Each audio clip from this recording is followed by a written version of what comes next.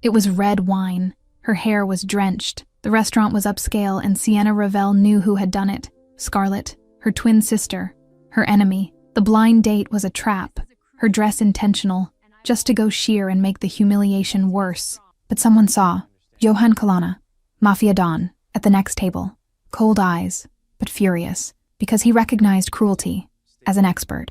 And there, something in him broke, and he decided this woman deserved protection. And the worst night of her life had just become the most dangerous, because Johan Kalana never did anything without a reason, and she was the reason. Hi, my name is Lena, and I own this channel. Yes, I understand you guys don't really like these comments I make throughout the video, but they're important so YouTube doesn't take down my channel. That's why today my special shout out goes to Jean and B.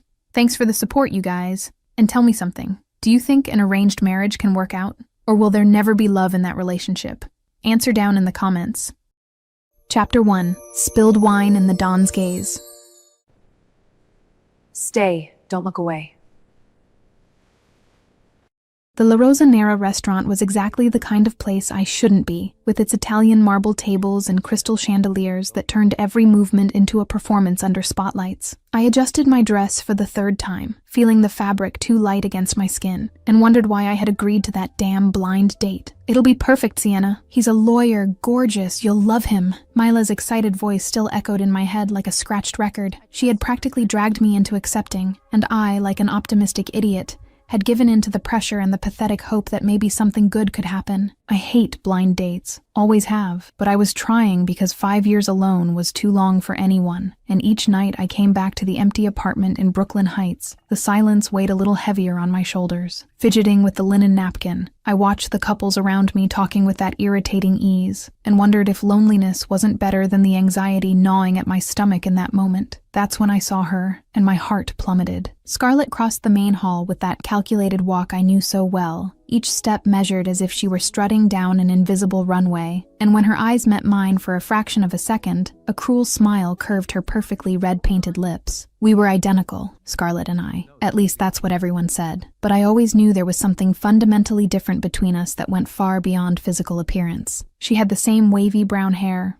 the same green eyes, the same height, but where my eyes reflected exhaustion and an attempt at healing, hers shone with something cold and calculating that sent shivers down my spine. On the other side of the hall, at a strategically positioned corner table, Johan Kalana watched the scene unfold with eyes trained to catch every detail, every micro-expression that revealed true intentions. He saw the woman identical to the one sitting alone approach, saw the venomous smile, saw the way she looked at her sister before acting. Scarlett watched Sienna sitting there, waiting like an idiot for a date that would never come, and familiar envy burned through her veins like acid. Always gets everything, she thought with growing resentment. Dates, work, happiness, but not today. Today I'm going to ruin it all. I saw everything happen as if time had deliberately slowed down to make my humiliation even more cinematic. The waiter passed beside Scarlett with a tray full of red wine glasses, and she faked a stumble so convincing that even I almost believed it, her body tilting to the exact side while her hands pushed the tray with force disguised as accident. The red wine spread through the air in an almost beautiful arc,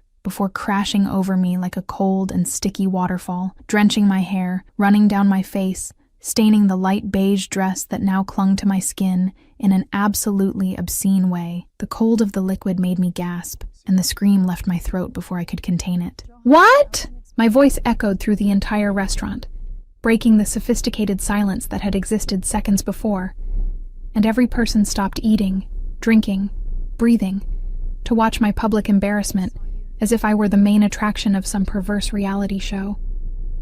Oh my God, Sienna! Scarlett's voice pierced the air with horror so fake it physically hurt to hear it. Sorry, I tripped. I didn't see. She approached with exaggerated gestures, grabbing napkins and trying to clean the wine from my hair in a way that only managed to spread the mess even more, rubbing the liquid against my scalp with unnecessary pressure. The entire restaurant watched us in awkward silence, and I felt the air conditioning against the wet fabric, realizing with growing horror that the dress was completely sheer now, stuck to every curve of my body like a translucent second skin. I crossed my arms over my chest instinctively, trying to preserve some remnant of dignity while wine dripped from my hair, forming a puddle around my feet. I looked at Scarlett, through the drenched strands falling over my face, and that's when I saw it, in that brief moment when our faces were too close for anyone else to notice. Pure satisfaction shone in her green eyes, identical to mine but completely empty of any humanity or regret, and a microscopic smile curved the corner of her mouth before she returned to the mask of sisterly concern. Scarlet. My voice came out calmer than I expected, every muscle in my body tense with contained rage. You did it on purpose. It wasn't a question. It was a statement based on 27 years of experience dealing with my twin sister's creative cruelty. She leaned even closer, her mouth almost touching my ear as she whispered words only I could hear. Proved it. Venom dripped from every syllable. Now your perfect date will see you like this. Ruined, as you always should be. She paused, her eyes deliberately dropping. By the way, look down. It's see-through. And then she simply left, her high heels clicking against the marble floor in a triumphant cadence as she left me there alone, drenched, humiliated, and exposed for the entire restaurant to see. Tears burned in my eyes, but I absolutely refused to let them fall, because Scarlett didn't deserve to have that complete victory over me, not after everything she had already done over the years.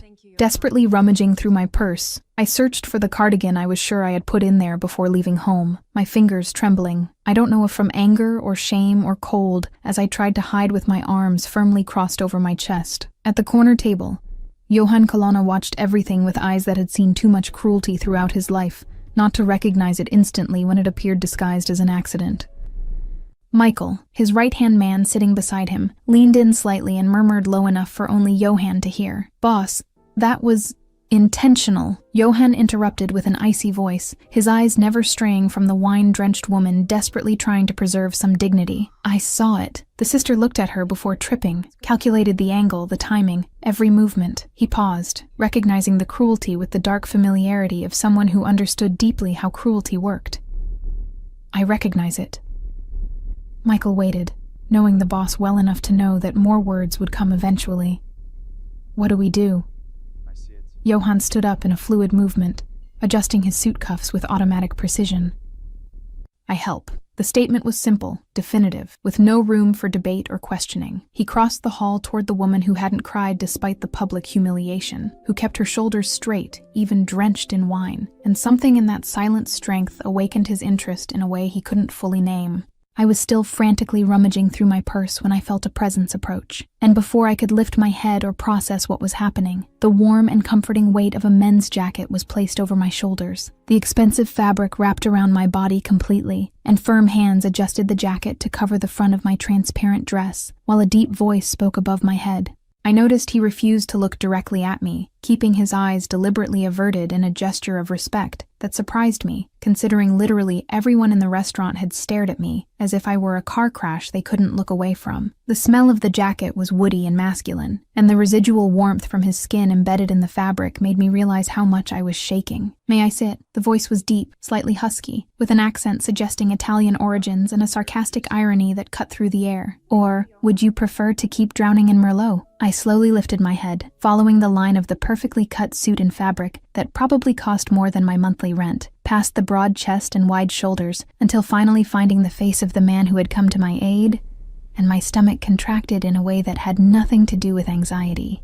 He was handsome in a dangerous way, the kind of masculine beauty that came accompanied by warnings in blinking red letters, with dark hair combed back revealing features that seemed sculpted by some Renaissance artist obsessed with perfection. But it was the eyes that held me completely, gray like a storm forming on the horizon, cold and calculating, but with something burning behind that icy surface. "Who are you?" The words came out before my brain could filter them, and I cringed internally at the abrupt way of asking, but he just smiled sideways, a small and sarcastically amused curve of his lips that made something strange happen in my chest. "Someone who saw the accident." He made air quotes when saying the word, making it clear he hadn't been fooled by Scarlett's performance, and knows it wasn't. A deliberate pause, eyes studying my face with an intensity that made me feel exposed in a different way. "Johann Colonna. And you?" "Sienna Ravel." I pulled his jacket tighter, feeling the residual warmth, and tried to ignore my heart beating too fast. "And you saw that she did it on purpose?" Johann sat in the chair across from me without waiting for permission, the fluid movement of someone accustomed to taking what he wanted without asking permission, and his eyes never left mine. "I saw." The confirmation was simple. direct. Sister? Twin? By the identical looks, I imagine. The surprise must have been obvious on my face because he smiled again, in that sarcastic way that suggested very little could truly surprise him. I nodded slowly, still processing that this stranger had not only seen through the farce, but had already deduced our relationship in seconds. Yes, twin. My voice came out tired with the weight of that poisonous history. And how do you know it was intentional? Most people would have believed the accident. Johann leaned back with casual elegance, his fingers drumming once against the table before becoming still. I recognize cruelty professionally. The answer came with a sarcastic tone, but there was something dark in the words. And she's poisonous. I saw it in her eyes before the trip. She calculated the angle, the timing, everything. A shiver ran down my spine that had nothing to do with the cold wine, and I found myself studying Johann with the same intensity he was studying me, trying to figure out who this man was, who recognized cruelty professionally and sat in La Rosa Nera as if he owned the place. Why does she hate you? The question came with genuine curiosity, without judgment, just direct interest, and something in that tone made me want to respond with the naked truth instead of the polished half-truths I normally used. Because I exist. The words came out bitter, loaded with 27 years of systemic envy, and she never accepted being second at anything, even though we're identical. I paused, biting my lip while deciding how much to reveal. Our parents always loved me more, or at least that's what she always believed, and after they died 5 years ago, the envy only got worse. Johann watched me in silence for a moment that seemed eternal, those gray eyes traveling over my face as if memorizing every detail, every expression, every micro-movement I made without realizing. You're not identical. I blinked, confused. What do you mean? We're identical twins. Your hair is shorter, he interrupted me, tilting his head while continuing that meticulous visual inventory. And curlier. She didn't have that. And you smile from the corner of your mouth, right side, differently from her. My heart gave an impossible jump at the observation that he had noticed such minuscule details in minutes, and I unconsciously touched the corner of my mouth, as if I could physically feel the difference. You're very observant. The sentence came out almost like an accusation, loaded with distrust and fascination. The occupation requires it. Johann responded with sharp sarcasm, but didn't elaborate on which occupation required such sharp observation skills. And your date? The lawyer? Where is he? The mention of the date made me laugh, a bitter sound without humor. Probably saw this. I gestured to my drenched hair and the jacket wrapped around my body, and ran. I don't blame him. Johann stood up in a fluid movement and extended his hand with an expression that was half command, half invitation. Come. Women's bathroom, 2nd floor, private. You clean up. It's better than staying here being watched like a zoo animal. I looked at the extended hand, so large it would probably engulf mine completely, and my brain started screaming warnings about accepting help from dangerously handsome strangers. Why should I go? I don't even know you. True, he didn't seem offended, just continued with his hand extended in unwavering expression. But I help you, or you stay smelling like wine being tonight's entertainment. Choose. I sighed, weighing pathetic options and reaching the inevitable conclusion that sitting there drenched was objectively worse than accepting help from a stranger who had at least been kind enough to offer his jacket. Okay, thank you. I placed my hand in his, and the warmth of his skin sent an unexpected electric current up my arm that made me swallow hard. Johann gently pulled to help me stand, and then his hand moved to my back in a protective gesture that seemed too natural considering we'd known each other for less than 10 minutes. He guided me through the restaurant with a confidence that made people automatically move aside, and I found myself hyper-aware of the warmth of his palm against my back through the jacket, of the woody scent emanating from him, of the way everyone looked at us with curiosity and something that seemed suspiciously close to reverent fear. I already hate pranks in general, and this one was in really bad taste. Chapter 2: Cleaning Up and Fascination. I'm not afraid of you. The private bathroom on the 2nd floor of La Rosa Nera was absurdly luxurious, with marble on the walls that reflected the golden light from crystal fixtures and a soaking tub that seemed to have been carved directly from a single stone. Johann opened the door with a key he pulled from the inside pocket of his suit, and the casual gesture made me realize that this space wasn't accessible to the restaurant's regular customers. He entered before me, grabbed soft towels stacked on a glass shelf, and placed expensive brand shampoo and conditioner I could never afford on the black marble counter. Shower there. He pointed to the transparent glass enclosure in the corner. Clothes. I'll have them brought. Size? The question caught me off guard, and I blinked confused while processing the impossible offer. You have clothes? Women's? Here? My voice came out higher than I intended, loaded with disbelief and instinctive suspicion about why exactly a man would have easy access to women's clothes in a restaurant. Johann looked at me with that sarcastic expression I was starting to recognize as standard. One eyebrow arched and the corner of his mouth curved in a half smile that suggested he found my confusion amusing. I own the restaurant, and the hotel above. The revelation came casually, as if owning multi-million-dollar properties was as common as having a car. So yes, I have access to clothes. Size? My brain took a few seconds to fully process that I was accepting help, not just from a dangerously attractive stranger, but from a stranger who apparently owned this entire sophisticated establishment. Small, I finally answered, my voice coming out weaker as the reality of the situation began to sink in.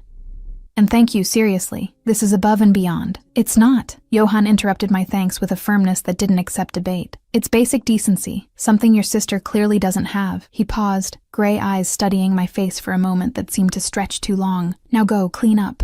I'll wait outside. I won't come in or invade your privacy. The specific guarantee about privacy made me relax muscles I didn't even know I had tensed, and I nodded as Johann left the bathroom, closing the door behind him with a soft click. I stood there for a few seconds just breathing, trying to process the last 20 minutes of my life that had gone from hopeful blind date to public humiliation to unexpected help from a stranger who owned entire restaurants. The shower was hot and strong, and when the water began washing the sticky wine from my hair, I felt something loosen in my chest, as if I were washing away not just the physical humiliation, but also the emotional weight of yet another sabotage by Scarlett. The shampoo smelled like lavender and something citrusy, and it was so different from the cheap product I used at home that I almost laughed at the irony of taking a luxury shower after the worst night of my life. 20 minutes later, I stepped out of the shower wrapped in a towel that was softer than anything I owned, and found a simple black dress hanging on the door on a padded hanger. The fabric was light, but of obvious quality, and when I put it on, I discovered it fell perfectly on my body, as if it had been custom-made, ending just above the knees in an elegant line that was sophisticated without being provocative. I dried my hair with the towel as best I could, letting the natural curls fall loose over my shoulders, and looked at my reflection in the mirror, trying to recognize the woman staring back at me, without wine-smeared makeup, without a transparent dress stuck to my body, without the expression of humiliation that had dominated my face in the main hall. I looked almost normal. Almost like the Sienna who existed before Scarlett decided to ruin my night.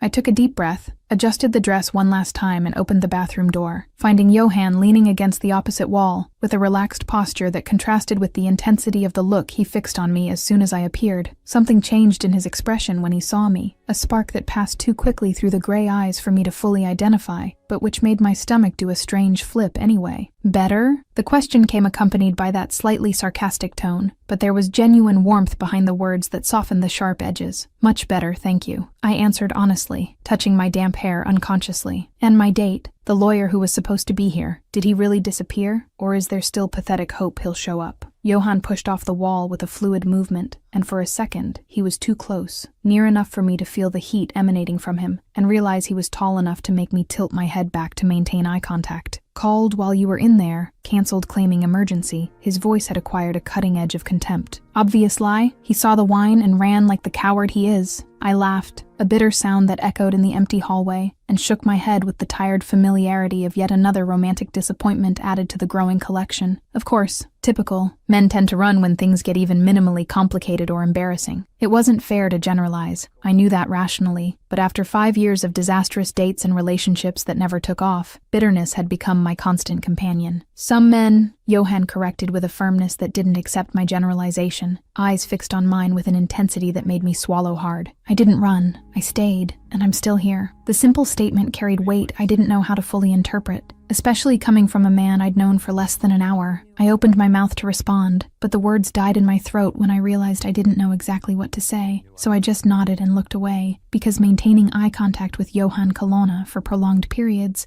was starting to do strange things to my ability to think clearly. So I'll go now. I've disrupted your night enough already. I started moving away toward the stairs that would lead back to the main hall, but his voice stopped me before I could take more than 2 steps. You didn't disrupt anything. Actually, you considerably improved my night. Johann spoke with honesty, so direct it made me turn to face him again. Dining alone is boring, and you already lost your date anyway. He paused, and something that looked almost like vulnerability passed quickly through his expression, before being replaced by determination. Have dinner with me? Private table on the terrace. I'll make up for the lost date and the wine in your hair. My heart accelerated in an absolutely inappropriate way considering the offer was just dinner, but there was something in the way he looked at me, in the intensity contained in each word, that transformed the simple invitation into something that felt infinitely more significant. I should refuse. Every rational fiber of my being screamed that accepting dinner with a stranger who owned restaurants and recognized cruelty professionally was potentially dangerous. But the loneliness that had haunted me for the last 5 years weighed on my shoulders, and the way Johan had defended me without even knowing me, how he had offered help without expecting anything in return, how he looked at me as if I were something more than just the problematic sister of a cruel woman, all of this made me want to take the risk. Okay,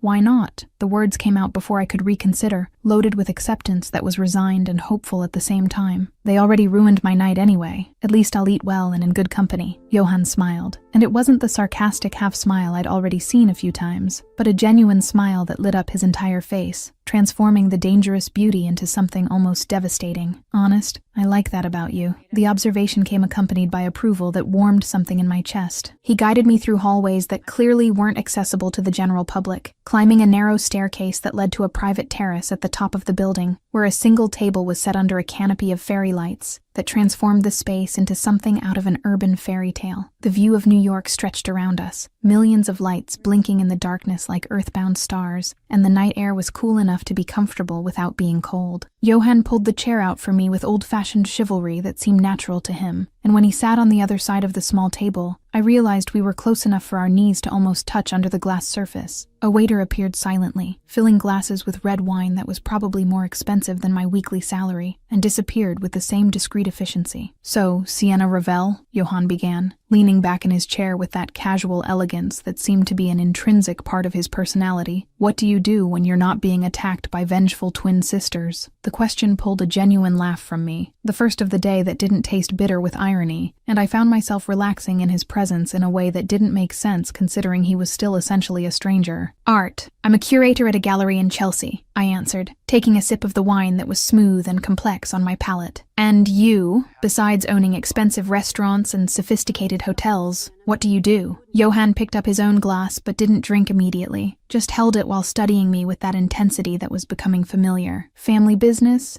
Import and export mainly." The answer was too vague to be completely honest, and he must have noticed my skepticism, because he added with a darker tone, "and other things you probably don't want to know the details of." My stomach tightened with the obvious implication, and I found myself leaning slightly forward, even knowing I should pull away. "Mafia?" The word came out as a whisper, loaded with curiosity and apprehension in equal measures. He didn't deny it, didn't look away, didn't try to soften the truth with polite lies. Smart. The confirmation came simple and direct. "Yes, Kalana family, and I'm the Don, the boss." Johan paused, setting his glass on the table and leaning forward so we were even closer. "Does that scare you? Make you want to run away and never look back?" It should scare me. All logic dictated that discovering my unexpected savior was literally a mafia boss should make me get up and leave immediately. But instead of fear, I felt only intense curiosity and something more dangerous I didn't want to name. "Should it scare me?" I countered, surprising myself with the courage. "You helped me when you didn't have to, protected me when I was a complete stranger, so why should I be afraid now?" Johan looked at me as if I were a complex puzzle he was trying to put together, and something that looked dangerously close to admiration shone in his gray eyes. "Because most people run as soon as they find out, and the ones who don't run usually want something, power or money, or protection." His voice had acquired a cynical edge, but you asked a different question. You asked if you should be afraid instead of just assuming you should. "And you helped me why?" I pressed, feeling like we were dancing around something important that neither of us was ready to fully name. Pure kindness? Or was there interest mixed in there? The honesty of the question made him smile again, but this time it was something darker, more intense. "Both." The admission came without hesitation. "I saw cruelty, and I hate it above all else, especially cruelty against people who don't deserve it, but also because you fascinated me since the moment you didn't cry despite the humiliation." He paused, eyes never leaving mine. "Silent strength is rare, and I want to get to know you better. Understand what makes you not bend even when the world pushes you." My heart was beating so hard I was sure he could hear it, and my breathing had become shallow in a way that had nothing to do with fear and everything to do with the intensity of his complete attention, focused on me. "Even knowing I have a psychopath twin sister who will probably show up again and cause more problems?" I tried to inject lightness into the question, but my voice came out hoarse. Johan laughed, a low, dark sound that sent shivers down my spine. I love problems, especially the ones that come in the form of complicated women with vengeful sisters. He leaned even closer, close enough for me to count the dark lashes framing his eyes. And your sister? If she shows up again trying to sabotage you or use me somehow, I'll handle it personally while you just watch. The promise of fierce protection should make me pull back, should light alarms about domineering men and dangerous situations. But instead, I found myself leaning toward him too, drawn like a moth to a flame, even knowing I could get burned. Okay, let's get to know each other better then. My voice came out more confident than I felt, but slowly because I don't do Mafia normally, and you clearly don't do relationships considering the warning. And I don't do relationships normally, Johan admitted with honesty that seemed to cost him something. So we're both experimenting with new territory here, Sienna. The way he said my name, with that soft Italian accent on the vowels, made something melt inside me. Phone number now. It wasn't a request, it was a soft but definitive order, and I should have been irritated by the presumption, but instead I found myself grabbing my phone and handing it to him. Johan typed his own number and called me so I'd have his too, and the practical gesture was accompanied by a small smile that suggested satisfaction at securing a way to contact me. Tomorrow, dinner again, I'll pick you up at 7. Another order disguised as an invitation, and this time I couldn't let it pass without comment. You don't ask. You just order? I arched an eyebrow, testing the limits of this strange dynamic forming between us. Is that an occupational habit or just a naturally domineering personality? Johan leaned back with an expression that mixed amusement and something more intense. Occupation creates habits, but yes, I'm naturally like this. He paused, and then added with a slightly softer tone, so do you accept? Dinner tomorrow, 7 at night, I pick you up? The reformulation as a question made me smile victoriously. I accept, but learn to ask sometimes. Not everything in life responds well to orders. I was testing, provoking, seeing how far I could push before he pushed back. Noted. Johan agreed with surprising ease, and something in the way he looked at me suggested he liked being challenged, that my refusal to simply accept everything he said was part of what made me interesting. Now eat, because the chef prepared carbonara especially, and he'll be offended if we let it get cold. The dinner that followed was surprisingly easy, conversation flowing between us with a naturalness that shouldn't exist between two people who barely knew each other, and when we finally came down from the terrace 3 hours later, I realized I had laughed more that night than I had laughed in months.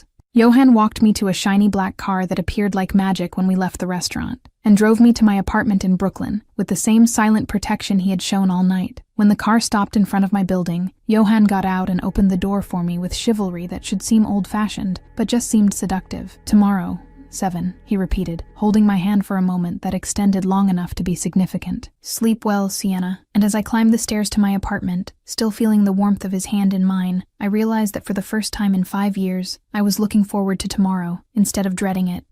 Maybe Johan has a very authoritative way of speaking, but he's also being very chivalrous with our protagonist.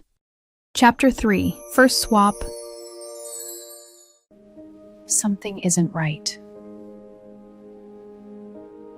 And Johan almost falls for it. I woke up the next morning with a strange feeling of lightness in my chest, as if something fundamental had changed the night before, and my body was processing the difference even before my conscious mind could fully name it. The sun came through the thin curtains, creating patterns of light on the wooden floor of my room, and for the first time in months, I didn't feel that crushing weight of loneliness that normally accompanied me from the moment I opened my eyes. My phone vibrated on the nightstand, and when I picked it up to check, I found a message from Johan sent at 6 in the morning. Just 3 simple words that made my stomach do an involuntary flip and my cheeks heat up in a ridiculous way considering I was alone in the room, thinking about you. There were no exaggerated romantic flourishes or elaborate attempts to seem disinterested, just raw and direct honesty that was so characteristic of him. And I found myself smiling at the phone screen like an idiotic teenager before responding with something equally simple. "Good morning to you too," I typed, and then put the phone aside, forcing myself not to stare at the screen waiting for an immediate response, as if my life depended on it. Breakfast was quick, toast with butter that I ate standing up while getting ready for another day at the gallery, and before leaving, I took a quick photo of my reflection in the hallway mirror. The dress was simple, dark blue that Abigail had said brought out my eyes, and my hair fell in natural curls that I had finally learned to accept instead of trying to tame into smooth submission.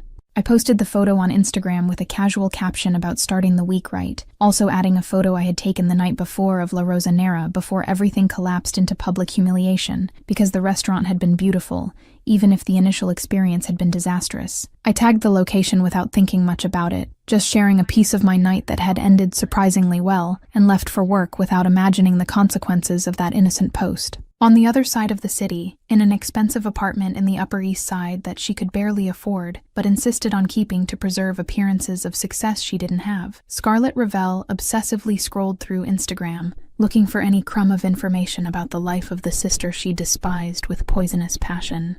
It was a sick morning ritual she performed almost every day, waking up and immediately checking Sienna's social media looking for evidence of happiness or success she could sabotage or destroy, feeding the envy that constantly burned through her veins like corrosive acid that never found relief. When she saw the new post, she almost dropped the coffee she was holding, her hands trembling with instant rage that boiled under her skin. 2 photos, one of La Rosanera with a caption about unexpected nights, and another of Sienna wearing a dress that Scarlett recognized as a gift from that damn Abigail, smiling at the camera with genuine happiness in green eyes that were identical to hers but completely different in essence. She met someone? The realization hit Scarlett like a punch to the stomach, and she zoomed in on the photos, desperately searching for more information, for any clue about what had happened the night before after she had left, leaving Sienna drenched in wine and publicly humiliated. She frantically checked the comments and found gold. A mutual acquaintance that Scarlett barely remembered from where had commented, "Saw you leaving the restaurant with that gorgeous man. Finally a good date?" And there was an attached photo, blurry and taken from afar, but recognizable, showing Sienna leaving La Rosanera, accompanied by a tall and absurdly well-dressed man who kept his hand protectively on her back. White fury exploded in Scarlett's vision, so intense she had to sit down before her legs gave out completely. On the same damn night I humiliated her in front of the entire restaurant, she met someone and left happy with him as if nothing had happened. As if my sabotage meant nothing, she saved the photo and zoomed in obsessively, studying every visible pixel of the man accompanying her sister. He was handsome in a dangerous and expensive way,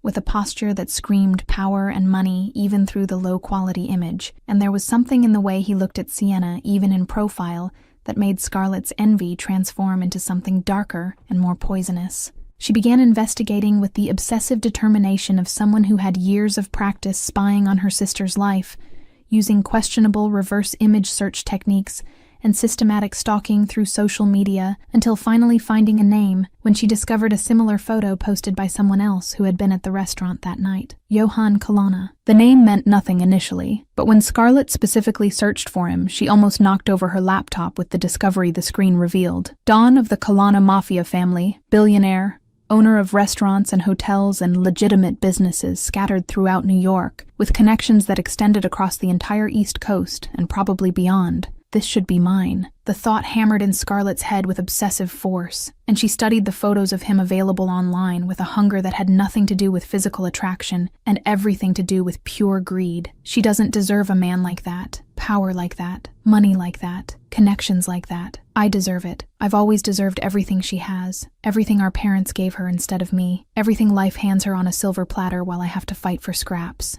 The plan formed quickly, fueled by years of practice passing herself off as her sister and stealing pieces of her life whenever possible. They were identical twins, identical in physical appearance down to the last genetic detail, and Scarlett had become an expert at studying Sienna's mannerisms, the way she moved and spoke and dressed.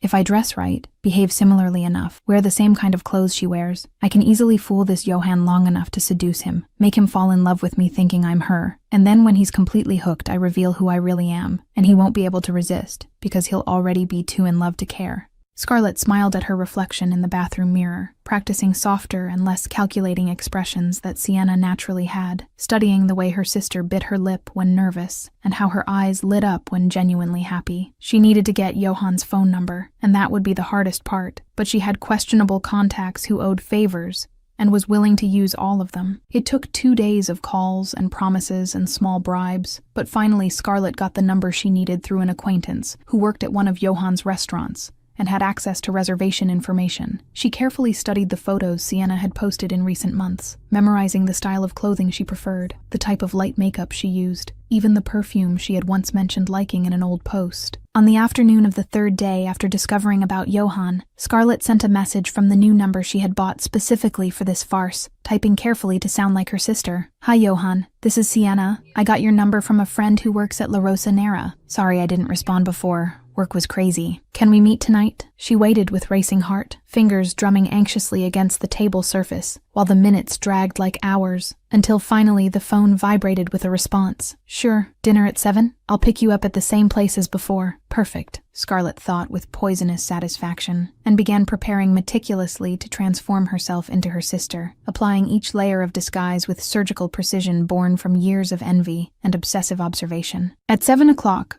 sharp, Johan stopped the familiar black car in front of the Upper East Side address he had received via text when he asked where he should pick up Sienna, and something in him already began sounding subtle alarms when he realized the building was completely different from what he would expect from an art curator who worked in Chelsea. He watched with eyes trained to catch every detail when a woman who looked identical to Sienna came out of the sophisticated building, dressed similarly to what the real Sienna would wear, hair loose over her shoulders in curls that tried to imitate her natural ones. But there was something in the posture that was already slightly wrong, a confidence too calculated where Sienna had hesitant and natural grace.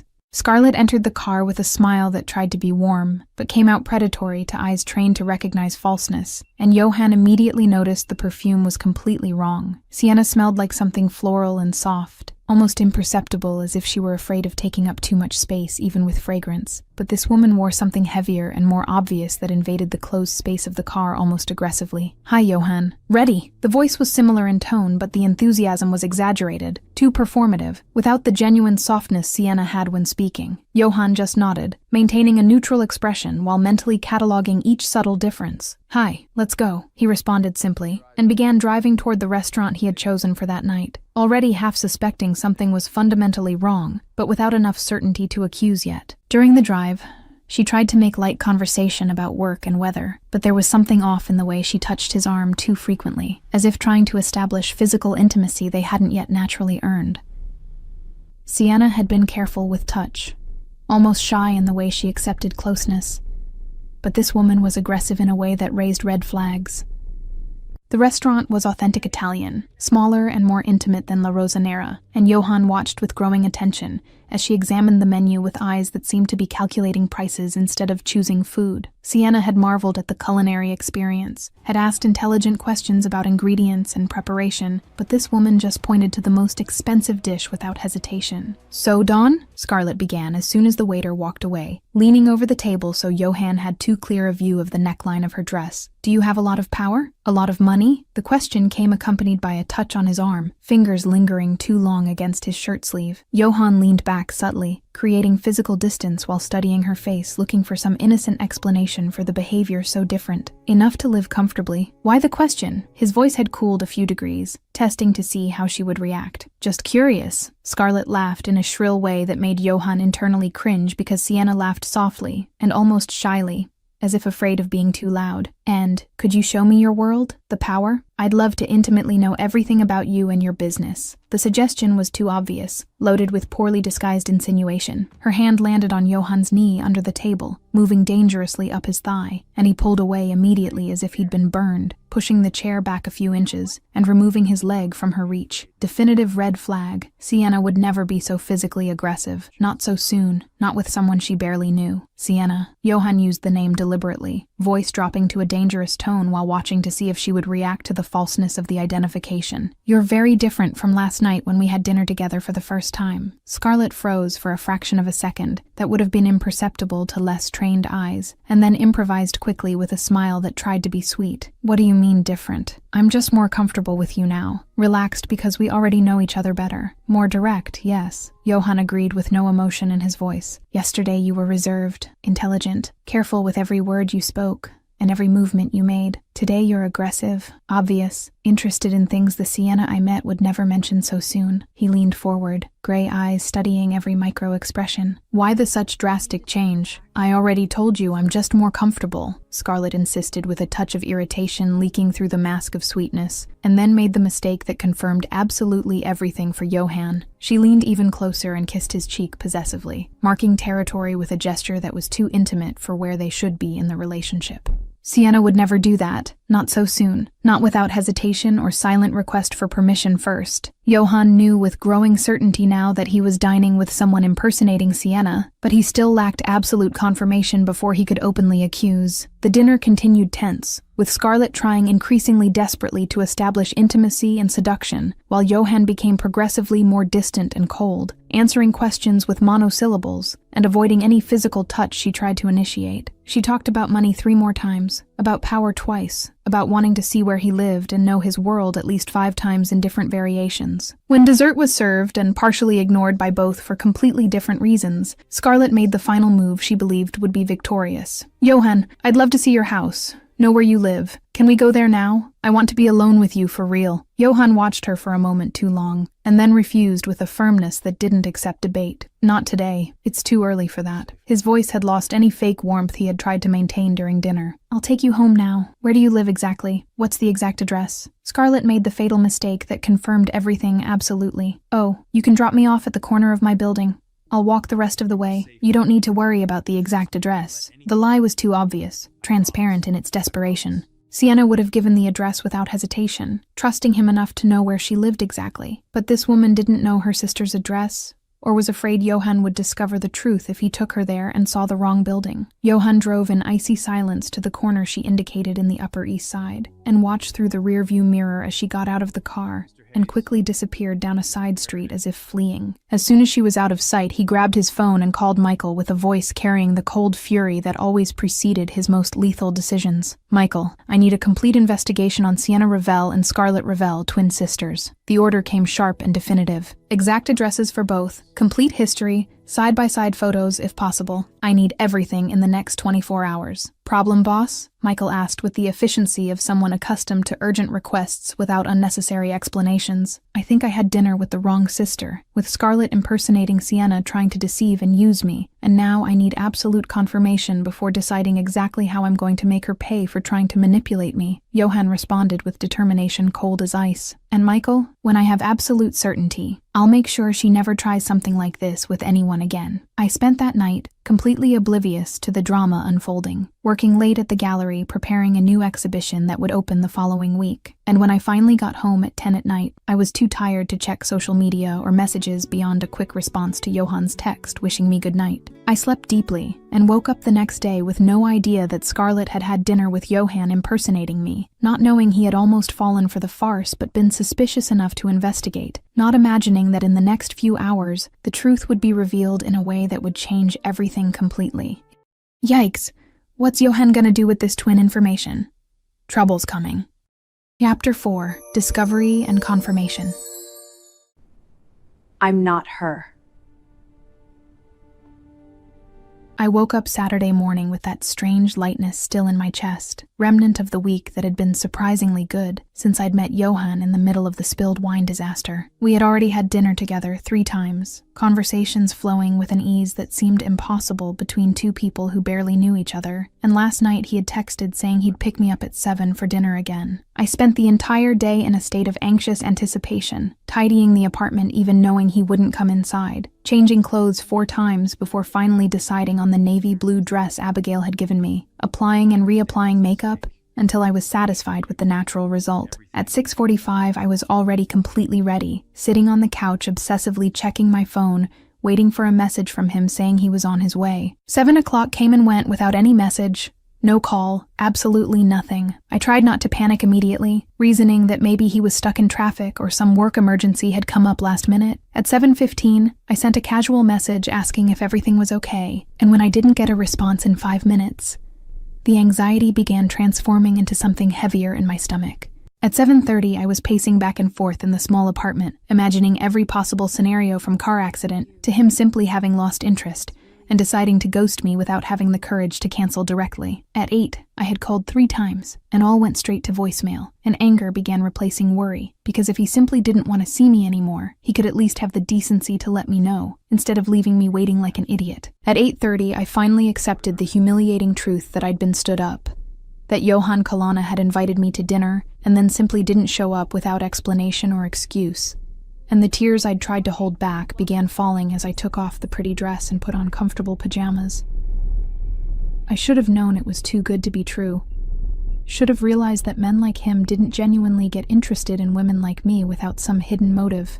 I spent the night watching bad movies on Netflix and eating ice cream straight from the container, refusing to check my phone because with each minute that passed without a message or call from him, the humiliation grew, and I didn't want to feed the pathetic hope that maybe he'd still call with a reasonable explanation. I slept late and badly, waking up several times during the night with that horrible feeling in my stomach that came from being rejected without even the dignity of clear rejection. That same Saturday morning, in a private room in one of the offices Johan maintained for less public business, Michael entered carrying a thick folder full of information he had collected throughout the night through legal and questionably illegal contacts scattered throughout the city. "Boss, complete report on Sienna Ravel and Scarlett Ravel as you requested." Michael placed the folder on the polished mahogany table and began organizing photos and documents with the efficiency of someone who had done this thousands of times. Sienna lives in Brooklyn Heights, modest rented apartment but in a good area, works as a curator at the Morrison Gallery in Chelsea for 3 years, reasonable salary but nothing extravagant. Johan picked up the photos of Sienna, studying each one with meticulous attention. He normally reserved for adversaries in dangerous negotiations, looking for every detail he could use to distinguish her from her sister with absolute certainty. There were photos of her leaving the gallery, walking through the neighborhood streets with a coffee cup in hand, entering the building where she lived, all taken discreetly by investigators who knew how to remain completely invisible. "And Scarlett?" Johan asked, without lifting his eyes from the images, mentally cataloging every aspect of Sienna's appearance from the way she held her purse to the way her hair fell naturally in curls over her shoulders. "Scarlett lives in the Upper East Side.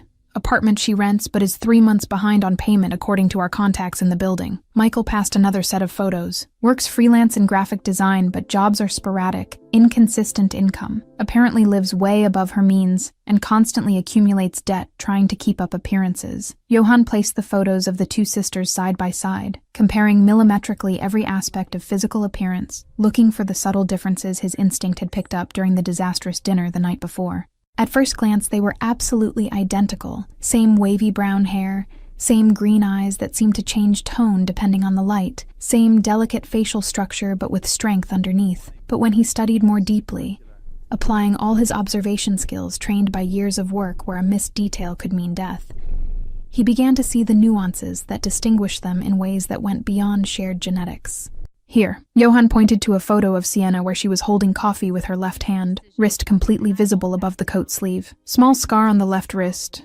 Looks old, maybe from a burn or healed cut. He picked up a photo of Scarlett in the same position. She doesn't have the scar, skin completely smooth without any marks. Michael leaned in to verify up close, confirming the observation with an admiring nod. "Correct? Good catch, boss. Anything else?" "The hair." Johan continued his meticulous analysis, with a focus that made Michael understand why he had reached the position of Dawn before 35. "Sienna has more natural curls, more volume that seems unforced, cut slightly shorter at shoulder length. Scarlett straightens more, tries to control the curls with products. Length is at least a centimeter longer." He picked up more photos, studying facial expressions captured in casual moments. "And when she laughs, Sienna, the corner of her mouth rises first on the right side before the full smile appears. Scarlett laughs symmetrically, forced, as if performing happiness instead of genuinely feeling it." "You have an exceptional eye for detail, boss," Michael commented with genuine admiration he rarely showed. "I need to have it in this line of work. A missed detail can be the difference between life and death." Johan responded without emotion, but internally felt satisfaction for having trusted the instincts that had screamed alarms during the entire dinner. "Last night,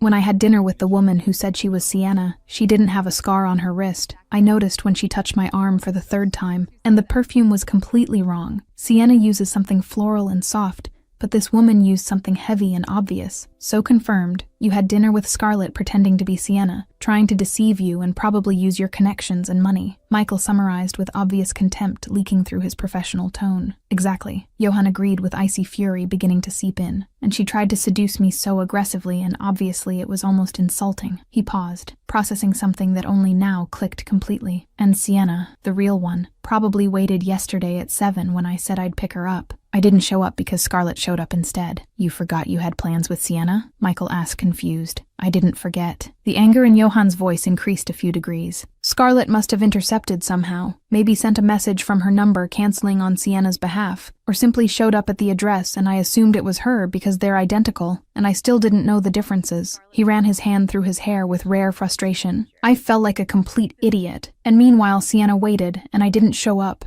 Didn't call. She must be thinking I stood her up without explanation. What are you going to do? Michael asked, already knowing a plan was forming in the boss's calculating mind. I'm going to call Sienna now, explain everything, and then we're going to set a trap to make sure Scarlett pays for trying to use me and sabotage her sister. Johan picked up the phone with cold determination. And Michael, when I expose Scarlett, it's going to be in a way that she never tries something like this with anyone again. Sunday morning arrived with rain beating against the windows of my apartment, and I woke up with eyes swollen from crying and a throbbing headache pulsing at my temples. I had finally blocked Johan's number at 3 in the morning, after spending hours alternating between anger and sadness, deciding that if he didn't even have the decency to explain why he'd stood me up, then I wasn't going to be available for when he eventually decided he wanted to talk.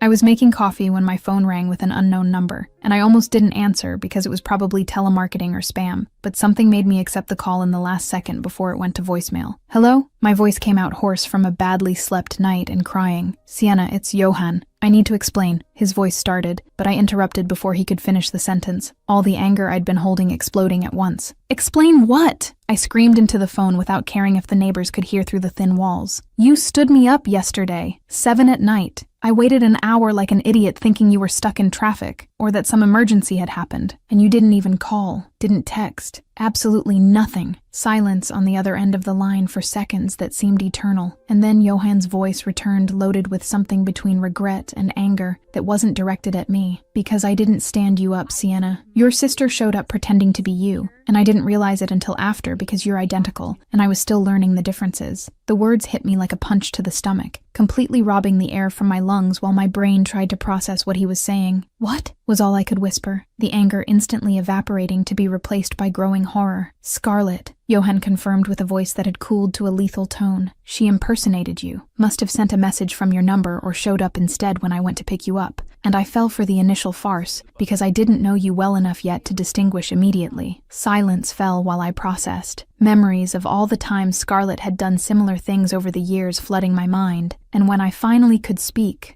my voice was loaded with fury that went far beyond normal anger. Scarlett, she impersonated me, again. But this time it wasn't just stealing attention at a party or sabotaging a job interview. She tried to steal you. Yes, and tried to seduce me to get access to my money and connections, Johan explained with obvious contempt. But there were things wrong from the first moment. Small details that didn't match the Sienna I met. The perfume was completely different. You used something floral and soft, but she used something heavy. The scar on your wrist was missing. The way of speaking was more aggressive, more obvious, and she touched inappropriately, trying to establish intimacy that we hadn't naturally earned yet. Each word was like a knife being twisted in my chest, and tears began falling again. But this time they weren't from my own sadness, but from absolute rage against my sister who had crossed a line I didn't even know existed. And you believed her, at first? Thought it was me doing those things? I almost believed it in the beginning, because the physical resemblance is perfect. Johan admitted with honesty I appreciated even through the pain, but my instinct saved me. I kept noticing things that were wrong until I was sure enough to investigate. I spent the entire night with Michael collecting information about you two, studying photos, comparing every detail, and confirmed with absolute certainty that the woman I had dinner with wasn't you. How did you know for sure? I asked, needing to hear, needing to know he could really tell me apart from her. Scar on the wrist you have and she doesn't. Shorter hair with more natural curls. The way you laugh from the corner of your mouth first. Different perfume. Way of speaking softer and more hesitant instead of aggressive and obvious. Johan enumerated each difference with precision that made something warm spread in my chest, despite the horrible situation. And Sienna, I memorized everything about you in just a few meetings because you mattered to me. So recognizing that woman wasn't you was just a matter of paying attention. Sobs began coming out mixed with anger and something that was dangerously close to hope. She always does this, always steals and sabotages and destroys anything good I try to build, and I can never do anything because she always escapes or twists situations. Not this time. The promise came with determination, cold as ice. This time I'm going to set a trap. Next time she tries to make contact, and she will try because she thinks she completely fooled me, I pretend to fall for it. I invite her to my house saying I want privacy, and when she arrives, you'll be there too. Public exposure where she can't deny or escape. Interested? My heart accelerated with the possibility of finally making Scarlett face real consequences. Very interested. What do you need me to do? Stay away. Let her come to me thinking she's winning, and I'll set the stage for her complete destruction. Johann instructed with authority that should scare me, but only made me feel protected. Do you trust me to do this? Yes. I responded without hesitation, something fundamental having changed during this conversation. Strangely, I trust you completely. So do it. Expose her, and I'll love watching. I will. The promise came firm. And Sienna, after this is all over,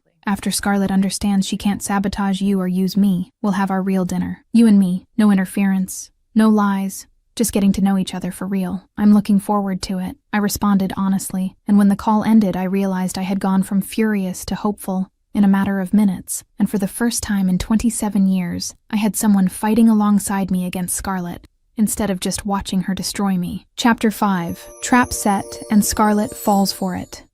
It ends tonight. The week following Johann's call was one of the strangest of my life, spending each day knowing that at some point, Scarlett would try to make contact again, and that when it happened, the trap would be set. I worked at the gallery trying to maintain focus on the pieces I was curating for the exhibition opening in 2 weeks, but my mind kept returning obsessively to the planned confrontation, imagining the expression on her face when she realized she'd been completely exposed. Johann sent me daily messages updating that Scarlett still hadn't tried to make contact, but that he was prepared, and monitoring any communication that might come from her.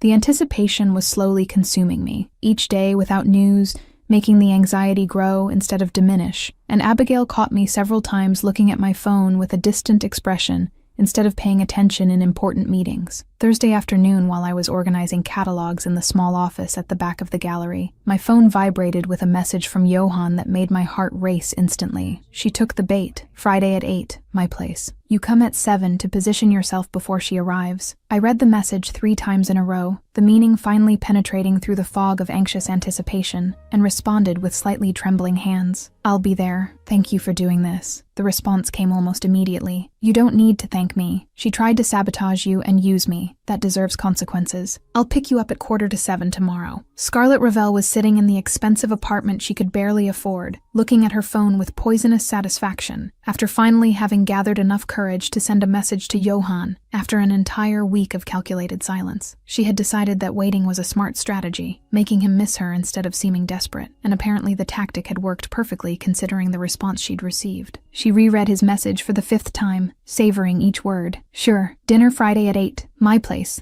I want privacy this time. Address attached. Privacy at his house. That meant he was ready to take things beyond public dinners, that he had completely fallen for her farce of impersonating Sienna, and that access to his world, his money, his connections was finally within her reach. Victory burned sweet in her veins, feeding the familiar envy that always consumed her when she thought of her sister.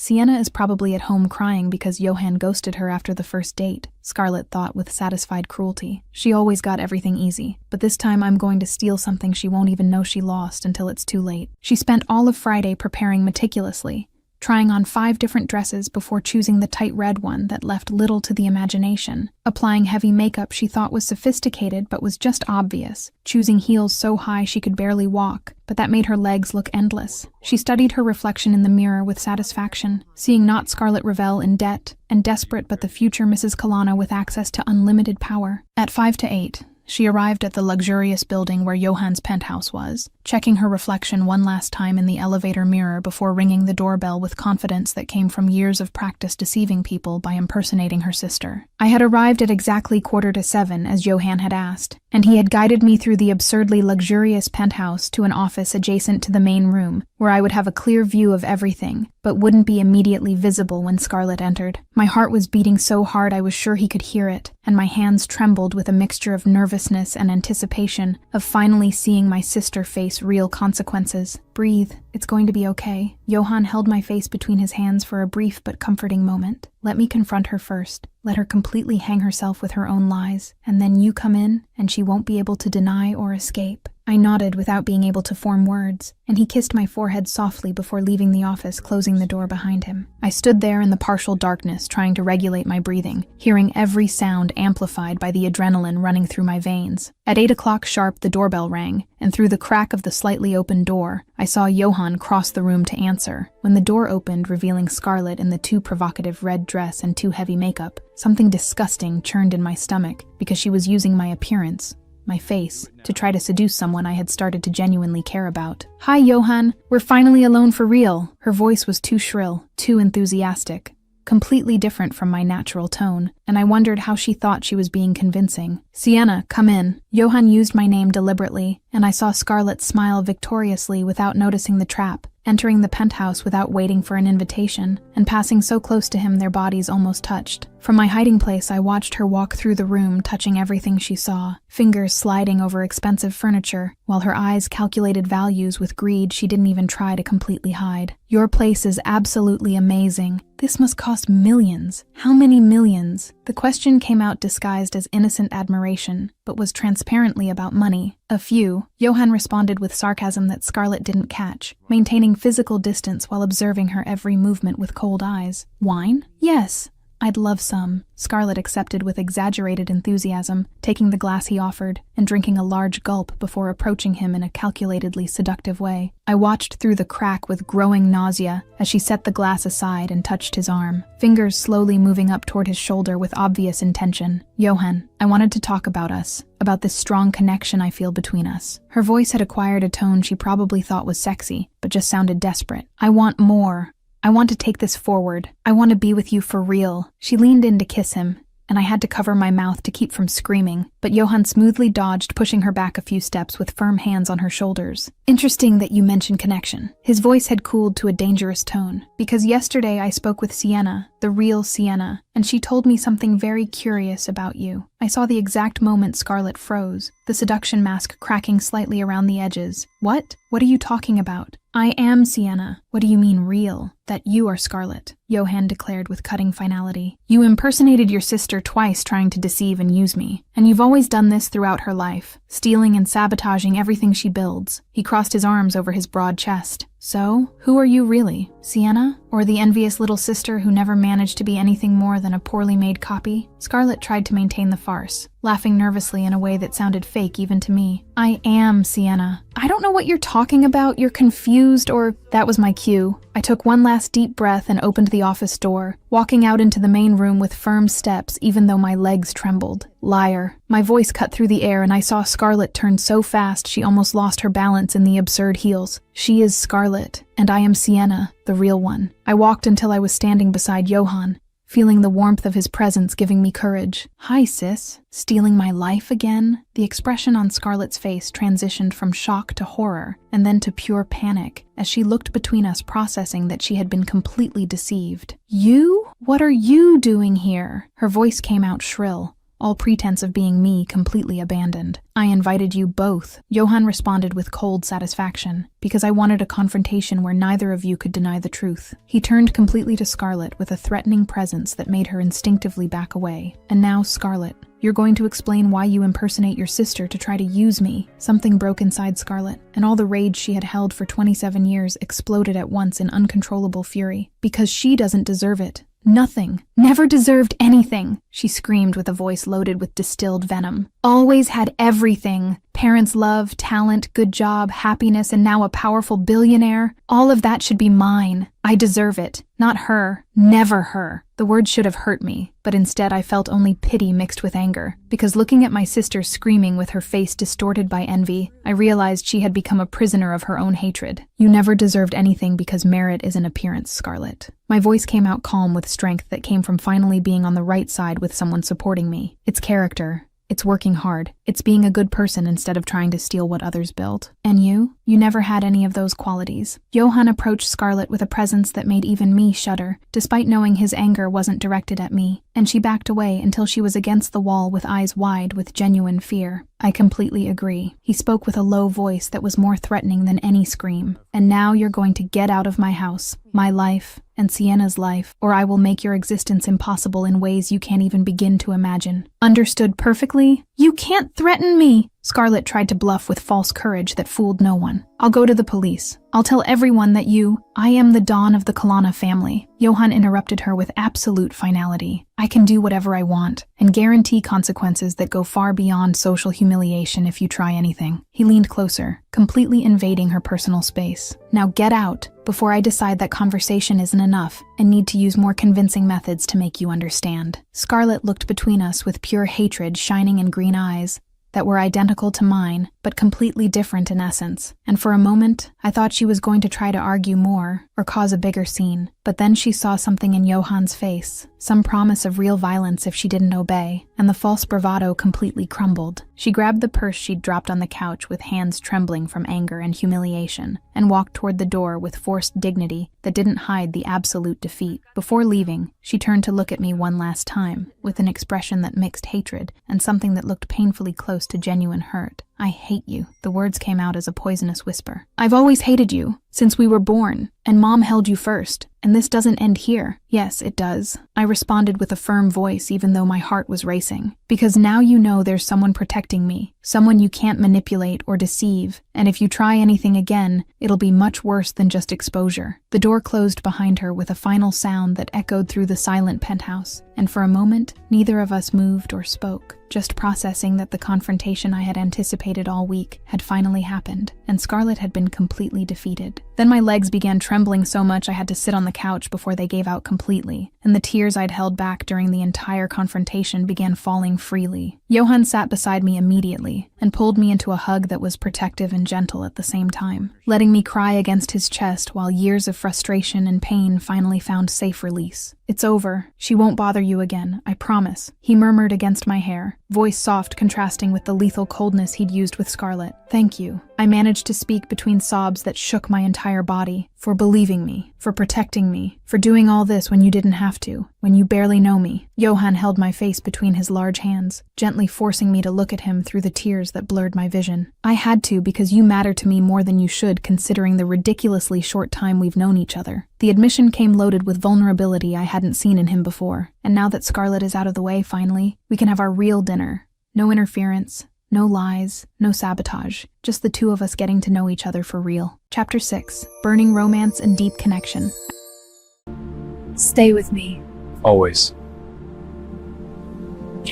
After the tears finally stopped falling and my breathing returned to normal rhythm, Johann gently guided me to the penthouse kitchen, a huge expanse of marble and stainless steel that looked like it had come straight out of an interior design magazine. He sat me on a high stool next to the center island while he washed his hands and began taking ingredients from the refrigerator with efficient movements that suggested real familiarity with that space. You cook? The surprise in my voice was too obvious, and Johann looked at me over his shoulder with that sarcastic half-smile I was starting to secretly love. Yes, I cook, and well actually. He placed tomatoes, cheese, eggs, and bacon on the counter. My mother taught me when I was a kid, before she died. The mention of his mother came accompanied by a shadow that passed quickly through his gray eyes. Carbonara, her recipe that she learned from her grandmother in Rome, passed down through generations, and now I'm the only one who still makes it the exact way she did. Something tightened in my chest at the unexpected vulnerability of the confession, and I found myself watching Johann with renewed attention as he worked, noticing the way his large but surprisingly delicate hands cracked eggs and separated yolks with practiced precision. How old were you when she died? I asked softly, not wanting to push but genuinely curious about the man behind the cold dawn mask. 8. The answer came short, loaded with old pain that time hadn't completely healed. Family rivals killed her to send a message to my father, and after that he raised me to be a weapon instead of a son, teaching that love was weakness and that trusting someone was an invitation for betrayal. Johann paused in the middle of chopping bacon, eyes fixed on the cutting board. For 27 years I believed that built walls so high no one could really get close, until a woman showed up drenched in wine refusing to cry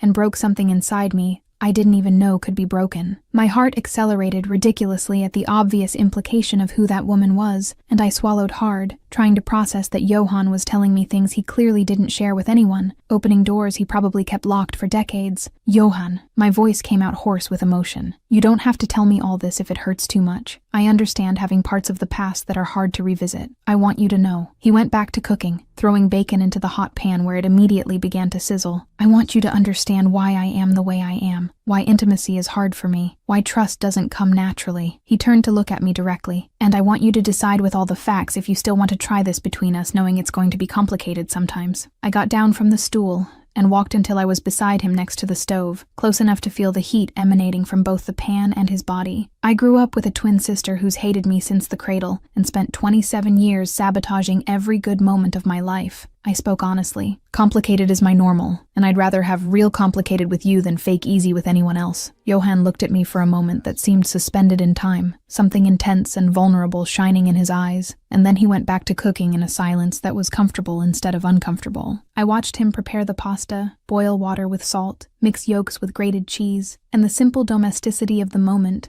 contrasted so strongly with the dangerous image he normally projected that it made me realize how much I still didn't know about Johann Colonna. 20 minutes later, we were sitting on the penthouse's private terrace, under fairy lights, that transformed the space into something magical. Plates of steaming carbonara in front of us, and red wine in glasses that reflected golden light. I tasted the first forkful and flavor exploded on my palate, creamy and rich and perfectly seasoned in a way that made my eyes widen. This is incredible. Seriously, better than any Italian restaurant I've been to in my entire life. I praised honestly, and the genuine smile that lit up Johann's face was so beautiful, I forgot to breathe for a second. Thank you. It's good to cook for someone who truly appreciates it instead of just eating out of social obligation. He took a sip of wine. And Sienna, you don't need to thank me for everything I did today. I wanted to do it because you've fascinated me since the moment I saw wine in your hair, and you refused to cry even when publicly humiliated. I stopped eating mid-forkful, heart racing at the intensity of the statement, and put my fork on the plate with slightly trembling hands. I feel something for you too, something strong that grew too fast to make logical sense. I admitted with vulnerability I normally hid. But Johann, your world, the Mafia, the constant danger that comes with it, I don't know if I belong in that kind of life, if I'm strong enough to deal with the realities that come with you. Johann stood up and walked to my side of the table, pulling my chair so we were facing each other with only inches separating our knees. You belong where I am. It's that simple. He held my hand between his, thumb tracing circles on my skin that sent shivers up my arm. Is my world dangerous? Yes, I won't lie about that. But I protect what's mine, always, with everything I have and am. He paused, eyes studying my face as if memorizing every detail. And Sienna, I want you as mine, not a possession I control, but an equal partner who chooses to be with me knowing exactly who and what I am. If you want that too. My breathing had become shallow with his proximity and the intensity of the declaration, and I found myself leaning forward until our foreheads almost touched. I want it, more than I should want it considering its complete madness. My voice came out whispered, but I need it to be slow. I need to know your world gradually, know you for real, not just the Don but Johann, the man who cooks carbonara and admits being afraid to trust. Something melted in his expression,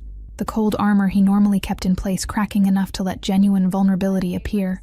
Slow, I promise. At your pace, always. He brought my hand to his lips and kissed my fingers softly. And Sienna, no one has called me Johann the man in years. Everyone always says Don or boss or sir, but you see me beyond the role I play. His voice had become hoarse, and that scares me as much as it fascinates me, because you have the power to hurt me in ways no one else could. Good. I smiled through tears that had started forming again, but this time they were happy. Because you scare me too with all this intensity and power and focused attention, but I like being scared if it means feeling something real. I held his face between my hands, feeling the roughness of stubble against my palms. So we stay scared together? We try this even knowing it could go wrong in 1,000 different ways? Scared together sounds perfect. Johann agreed, and then closed the final distance between us and kissed me. The kiss started soft, almost hesitant, as if he were giving me a chance to pull back if I wanted. But when my lips moved against his, the hesitation evaporated completely. His hands moved to my waist, pulling me closer, while mine slid into his hair, and the kiss deepened, becoming urgent, and full of weeks of accumulated tension that finally had permission to escape.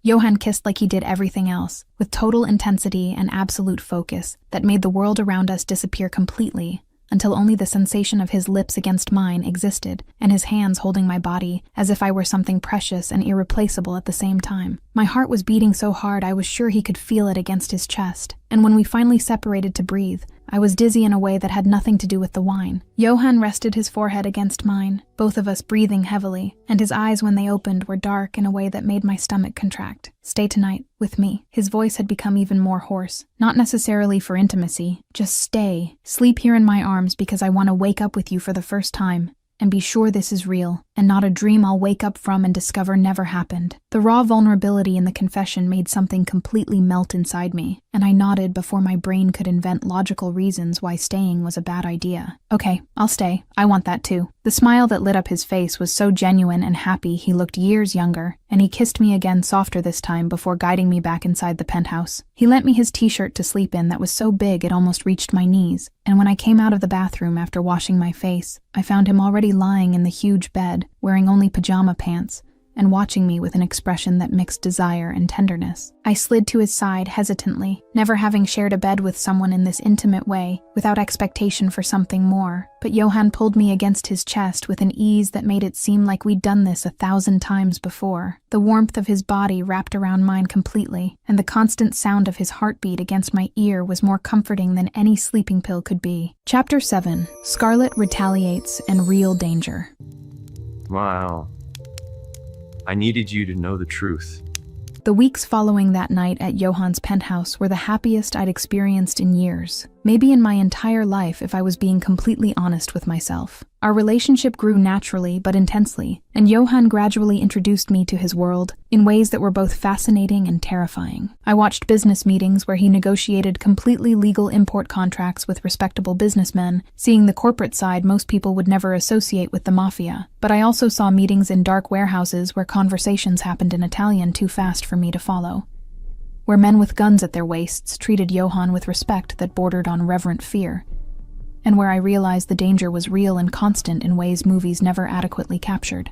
Johann in turn spent time at the gallery watching me work, asking intelligent questions about artists and techniques, even buying 2 expensive pieces for his private collection, in a way that made Abigail almost faint with happiness over the commission. He got to know my small but passionate world of art and culture, and surprisingly seemed genuinely interested instead of just tolerating it for my sake. We had dinner together at least 4 times a week, sometimes at sophisticated restaurants where everyone knew Johann and treated us like royalty, other times at his penthouse where we cooked together, and I learned Italian recipes passed down through generations of Colanas. I stayed more nights at his place than mine, waking up in his arms with sun coming through the huge windows, and slowly my apartment in Brooklyn Heights started feeling more like a clothes storage than a real home. We were happy in a way I didn't know was possible, finding a strange balance between my 2 worlds that shouldn't mix, but somehow worked. When Johann was holding my hand, and for entire weeks I almost completely forgot about Scarlett, almost believed the confrontation at the penthouse had been enough to make her give up permanently. I should have known it was a dangerous illusion. Scarlett Ravel hadn't forgotten, hadn't forgiven, and definitely hadn't given up. The humiliation burned constantly in her veins like a fire that refused to go out, fueled every time she saw photos of Sienna and Johann together at social events,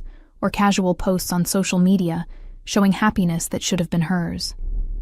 2 weeks after the exposure at the penthouse, sitting in the apartment she now absolutely couldn't afford, and facing imminent eviction, Scarlett decided that simply sabotaging her sister's happiness wasn't enough. She needed to destroy it completely, and if she couldn't have Johann Colonna, then Sienna couldn't either, even if it meant extreme methods she would have previously considered too far. She researched obsessively about rivals of the Colonna family, looking for someone who hated Johann enough to help her in revenge that went beyond simple social sabotage. The name Mordashov appeared repeatedly in articles about territorial wars between Mafia families, and Scarlett discovered the Russian family had lost lucrative business to Colonna in recent years, and was looking for any advantage to regain power. Getting contact with Mordashov took a week of attempts through questionable channels, but she was finally connected to a lieutenant who agreed to arrange a meeting. They met at a rundown bar on the Russian side of Brighton Beach, where Scarlett sat across from a large and scary man who smelled like vodka and violence. "So, little one, why should we be interested in what you have to say about Colonna?" The Russian accent was heavy, the words drawled in a threatening way. Scarlett swallowed her fear and forced confidence she didn't feel. "Johann Colonna has a weakness now, something you can exploit. A woman. My sister, actually. Sienna Ravel." She pushed a photo across the table. "If you grab her,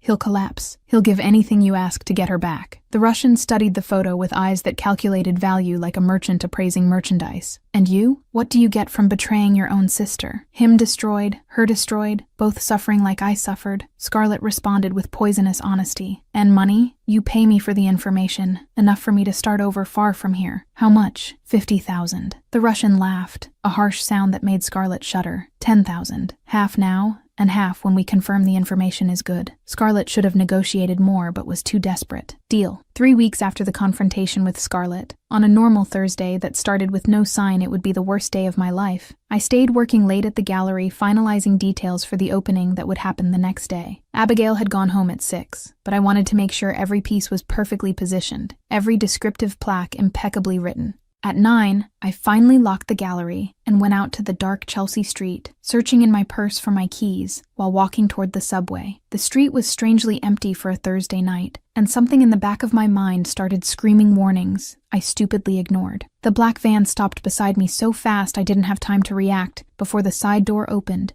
and strong hands grabbed me, pulling me inside while I screamed at the top of my lungs. I tried to fight, kicking and scratching anything I could reach, but there were 3 large men, and I was a 120-pound woman with no combat training. A cloth with a strong chemical smell was pressed against my face, and the world started darkening at the edges despite fighting unconsciousness with everything I had. My last conscious thought was of Johan, hoping somehow he'd know something had gone wrong, and then everything went completely black. Johan was in a business meeting when he received the video, phone vibrating insistently in his pocket.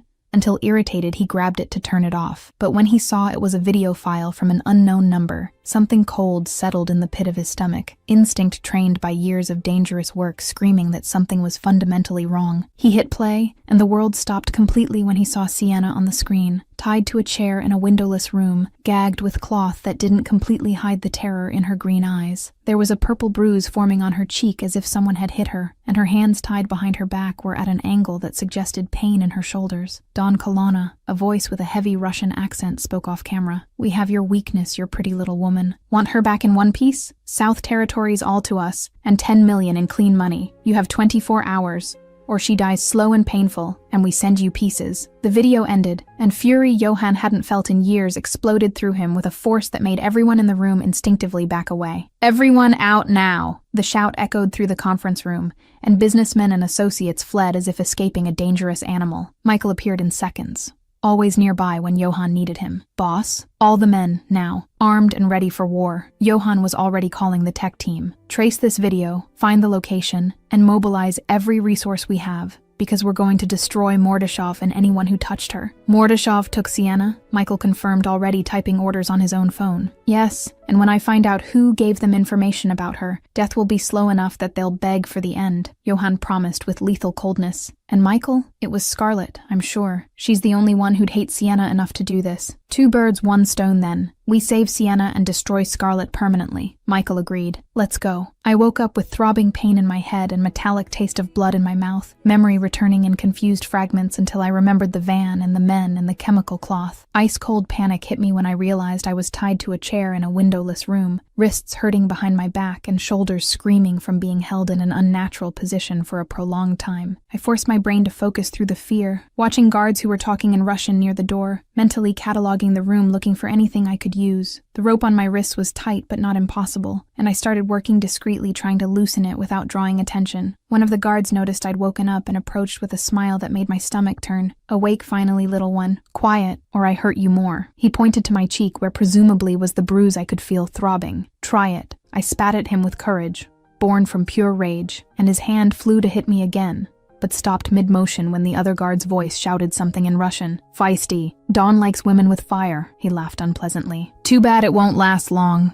Boss Mordashov doesn't usually return hostages alive even when ransom is paid." Before I could respond, a massive explosion shook the entire building, making dust fall from the ceiling, and then screams and gunshots started echoing from outside the room. The guards grabbed weapons and ran to the door, leaving me alone for a precious moment I used to work desperately on the ropes. The door exploded in splintered wood, and Johan entered like a force of nature, gun in each hand, and absolute fury on his face as he shot the guards with lethal precision. His men flooded the room behind him, and in seconds, What had been my prison became a complete war zone. Johann found me in the middle of the chaos and cut the ropes with a knife that appeared from nowhere, hands anxiously checking if I was hurt beyond the obvious. "Are you okay?" His voice was hoarse with barely contained emotion. "I am now." I threw my arms around him, ignoring the pain in my shoulders, and he hugged me so tight I could barely breathe, but I didn't care one bit. "I'm sorry for everything. I should have protected you better." Johann kissed my forehead, my hair, any part he could reach. "You came. That's what matters." I held his face. "And Johann?" It was Scarlett. I heard the guards talking. She gave Mordashov information about me in exchange for money. Fury crossed his face. "I know, and she's going to pay in ways that will make what we did before look merciful."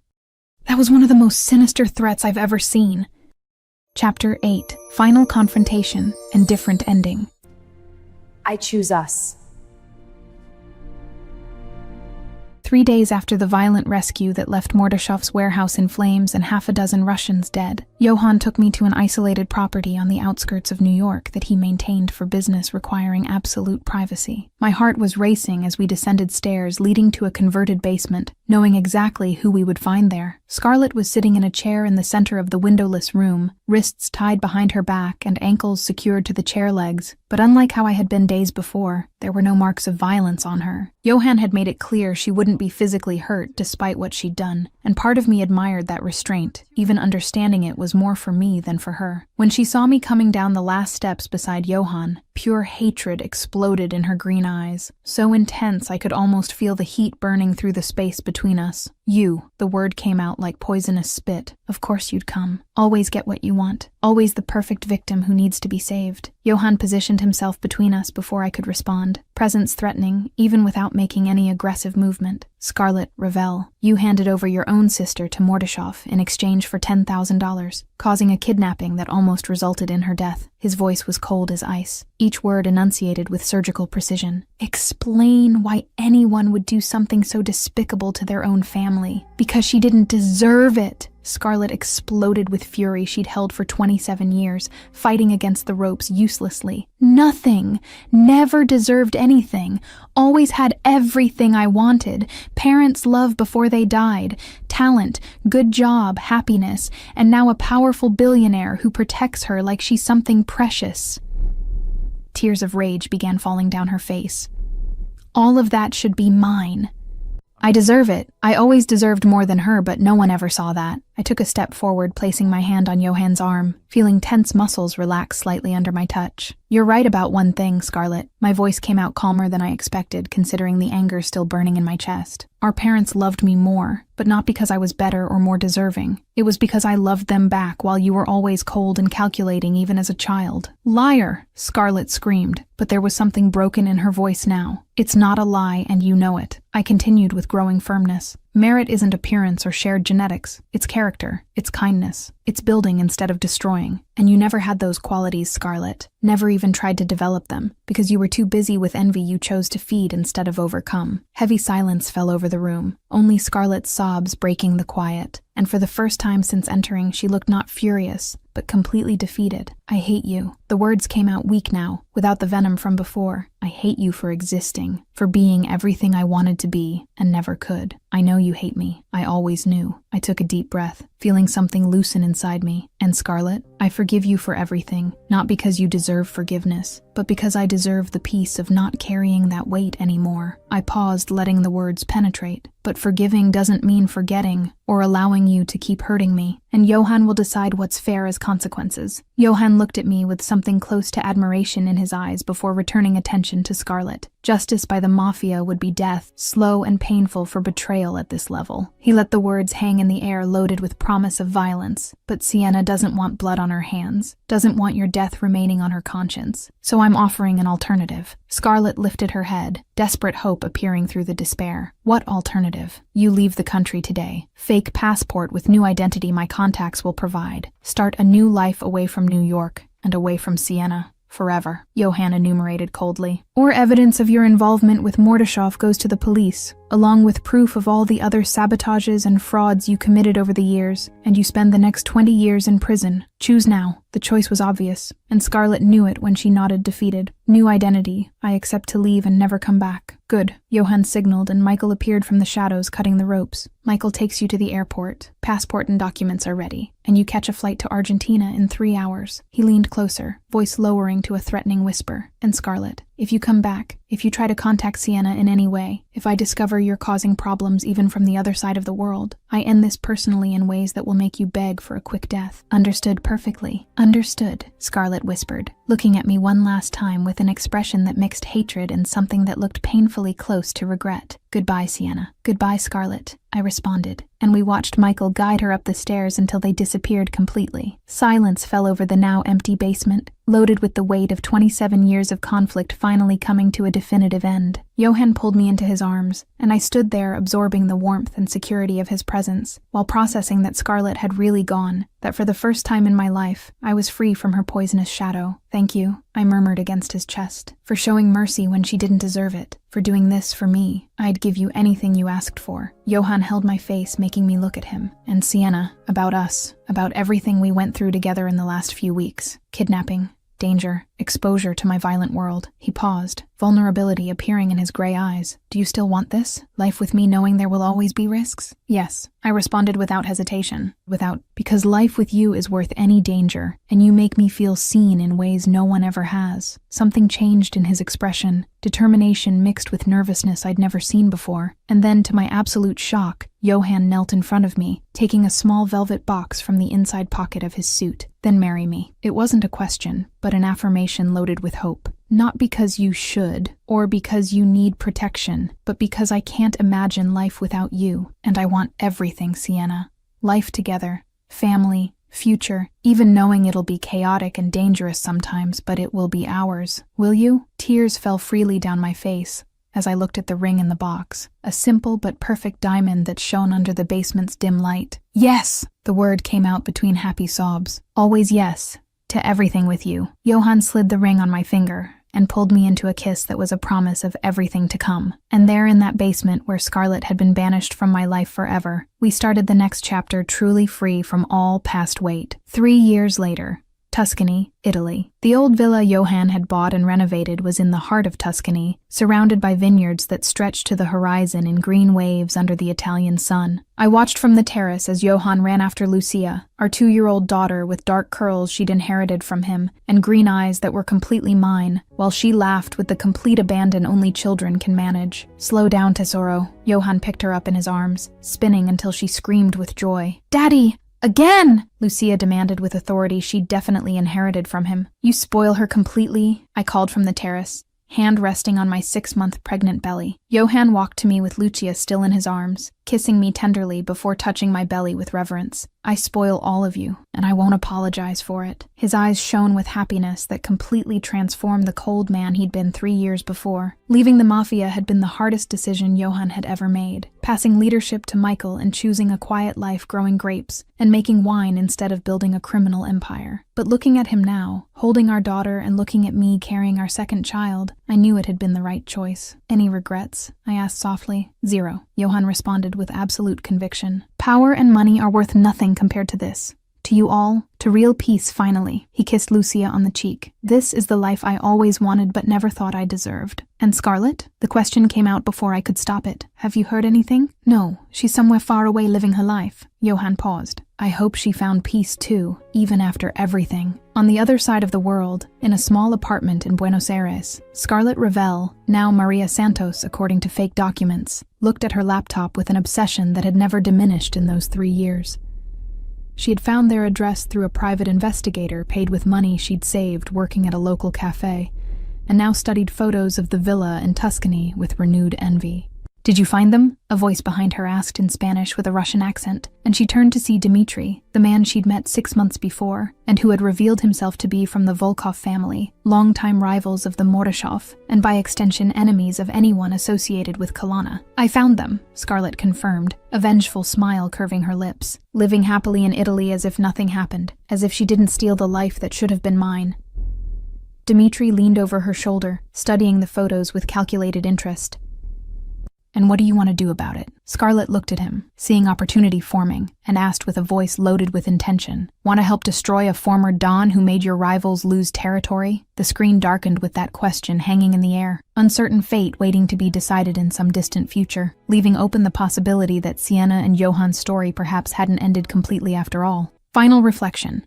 This transcends romance and dives deeply into the psychology of envy, recognition, and redemption. Scarlett represents the shadow we all carry, that part that compares, that resents, that believes it deserves more than it has. Her tragedy wasn't being born Sienna's twin, but choosing to feed envy instead of cultivating her own identity. The dynamic between the sisters illustrates a crucial psychological truth. Genuine merit doesn't come from appearance or circumstance, but from character built through daily choices. Sienna suffered constant sabotage, but maintained integrity while Scarlett became a prisoner of her own hatred, proving that envy destroys the one who carries it more than its target. Johan symbolizes love that truly sees. He memorized subtle differences between identical twins because he paid genuine attention. A powerful metaphor for authentic relationships where we're seen beyond social masks. His transformation from cold Don to loving father demonstrates that vulnerability isn't weakness, but the courage to choose connection over control. Sienna's forgiveness wasn't for Scarlett, but for herself. A profound lesson about how carrying resentment imprisons us more than it frees us. She chose her own peace over justified revenge, breaking the toxic cycle that could have been perpetuated. The story seemingly ended, but a part 2 might be coming. Just let me know down in the comments if you want a continuation. And if you want to see another love story, click on the video appearing now on your screen.